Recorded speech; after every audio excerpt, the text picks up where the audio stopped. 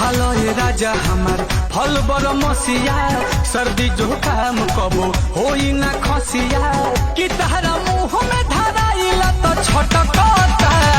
खालो मरत रहे दुनिया यही तो मिलता तहरा यहाँ तो कहता, मिलता तहरा यहाँ तो कहता। खालो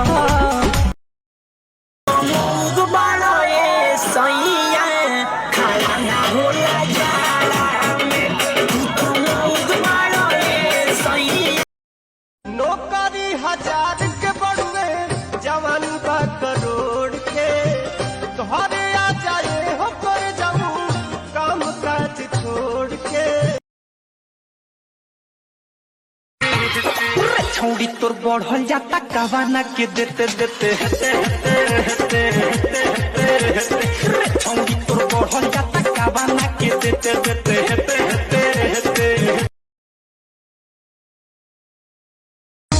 लाजो न लागे तो है पूछे में और सोन बात हो,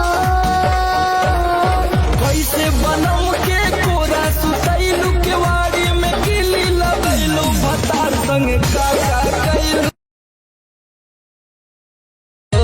बोलो ना कैसे डाली तोरो भातार हो, भोक देना घुसल माल भई चूसल कहेलु ई का कोइला। रात भर पलंग हिलैला तू ही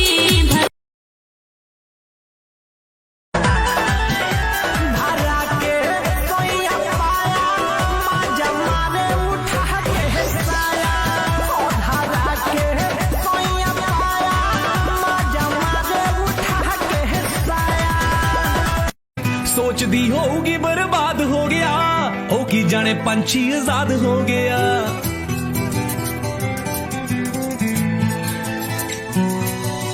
ठेके दिया बोतलां तो खेड़ा छुट्टिया जदों सोनी जी कुड़ी।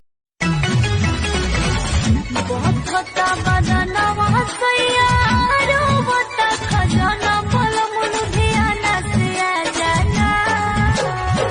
बहुत होता बदनवा सैया। सुन मेरी शहजादी, मैं हूँ तेरा शहजादा, बाहों में लेके तुझे मैं करता हूँ वादा।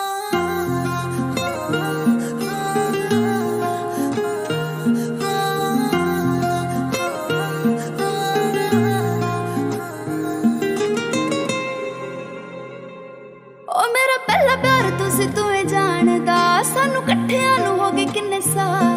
ओ मेरा पहला प्यार तुसी तुम्हें जानदा,